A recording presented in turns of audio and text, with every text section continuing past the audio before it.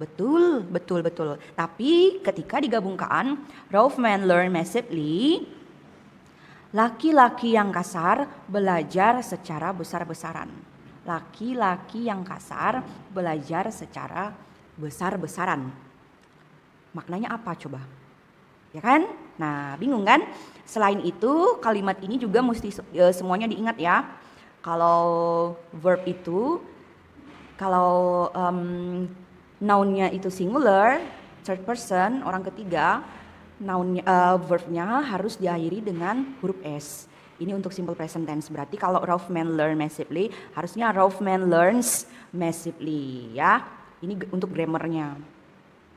Lalu selanjutnya, kita mau lihat contoh yang benar atau paling tidak mendekati benar dari kalian. Successful mother succeed successfully. Successful mother succeed successfully. Ini adalah contoh yang benar. Successful kata sifat dengan sukses artinya sukses, maksudnya successful itu sukses, artinya sukses itu kata sifat. Lalu adjective ya, lalu mother itu ibu, itu kata benda. Lalu succeed ini sukses, kata kerja, verb. Lalu successfully itu adverb, kata keterangan, artinya dengan sukses. Nah, di sini memang sepintas kalian agak bingung ya dengan maknanya. Kata sifatnya successful yang artinya sukses. Kata kerjanya juga ada succeed yang mana artinya juga sukses. Nah, kalau dari bahasa Indonesia mungkin terdengar sama aja kan, sukses-sukses, kata sifatnya sukses, kata kerjanya sukses. Tapi kita melihat di sini bentuknya berbeda, bentuk penulisannya. Successful itu refers ke kata sifat dan succeed itu refers ke verb, kata kerja. Itu yang mesti kalian ingat. Apakah row ini benar? Successful mother succeed successfully? Jawabannya adalah iya.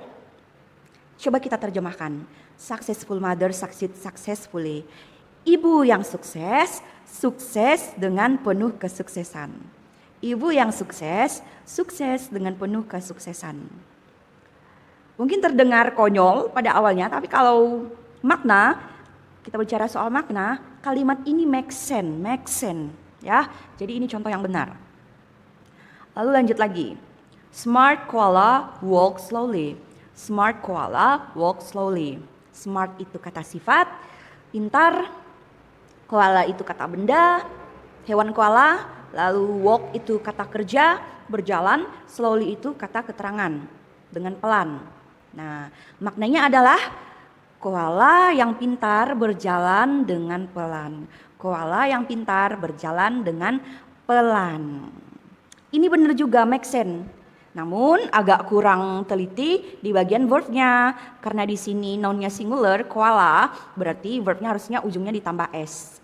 Kalau dia simple present tense, jadi yang lebih tepatnya adalah smart koala walks slowly, seperti itu. Nah, sekarang kita lanjut lagi. Ada lagi yang menulis seperti ini. Beautiful girl swim seriously. Beautiful girl swim seriously.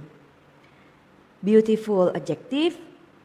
Girl itu noun, swims itu verb, lalu seriously itu adverb.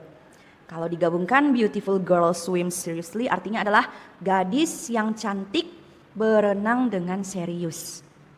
Is it correct? Yep, it is. Ini adalah contoh yang benar juga, dan saya juga senang di sini dia teliti dengan verbnya ya, bentuk verbnya, karena nounnya itu singular girl, jadi verbnya juga harus singular, dalam bentuk singular. Dia pakai s di ujungnya, swims. Ini yang mengerjakan teliti, saya suka, ini contoh yang benar. Beautiful girl swims seriously. Nah, lalu selanjutnya ada lagi nervous king casts grimly. Nervous king casts grimly. Nervous itu grogi, king itu raja, cast itu melemparkan, grimly itu dengan muram. Berarti raja yang grogi melemparkan dengan muram. Raja yang grogi melemparkan dengan muram. Nah, ini kalau dipikir-pikir kalimatnya memang agak langka ini ya, kalimat seperti ini. Tapi does make sense ya. Kalimat ini make sense. Jadi yang ini juga contoh yang benar ya. Dan saya juga senang dia teliti di bagian verbnya itu cocok dengan nounnya. Di mana nounnya itu singular, king, maka verbnya juga harus dalam bentuk singular, cast, ujungnya ada s ya.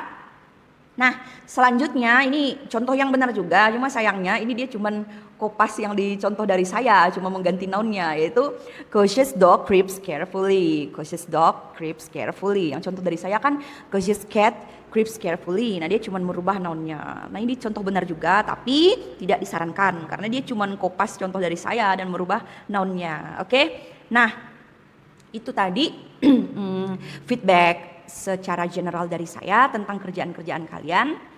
Salah itu hal biasa, tidak apa-apa. Namun yang paling penting adalah bagaimana kalian mau belajar dari kesalahan kalian. It's fine, salah itu biasa, kita belajar bersama-sama. Dan saya juga mau mengapresiasi yang sudah paham, yang sudah bisa mengerjakan dengan benar, walaupun hanya sebagian kecil, tidak apa-apa. Saya harap kalian setelah mendengar feedback dari saya bisa mengerjakan lagi tugasnya, exercise-nya, bukan tugas ya, tapi exercise-nya kalian kerjakan lagi dengan instruksi, sesuai instruksi dengan tepat ya. Nah, lalu cara mentranslate juga, cara menerjemahkan. Yang benar itu adalah posisi noun dan adjective itu dibalik, menerjemahkan dalam bahasa Indonesia ya. Contohnya tadi smart koala walk slowly. Kalau diterjemahkan bukan pintar koala berjalan dengan pelan, bukan ya, tapi dibalik koala yang pintar berjalan dengan pelan. Jadi ketika ditranslate di dalam bahasa Indonesia, kata kerja menjadi kata benda itu jadinya berada di depan ya. Successful mother succeed successfully. Successful mother succeed successfully. Terjemahannya bukan sukses ibu sukses dengan sukses, tapi ibu yang sukses dengan penuh kesuksesan. Seperti itu ya. Paham ya maksudnya ya? Lalu juga tadi nervous king cast grimly. Ketika diterjemahkan dalam bahasa Indonesia bukan gugup atau grogi raja melemparkan dengan muram, tapi raja yang grogi melemparkan dengan muram. Ingat, posisi kata bendanya menjadi di depan ketika itu diterjemahkan ke dalam bahasa Indonesia ya.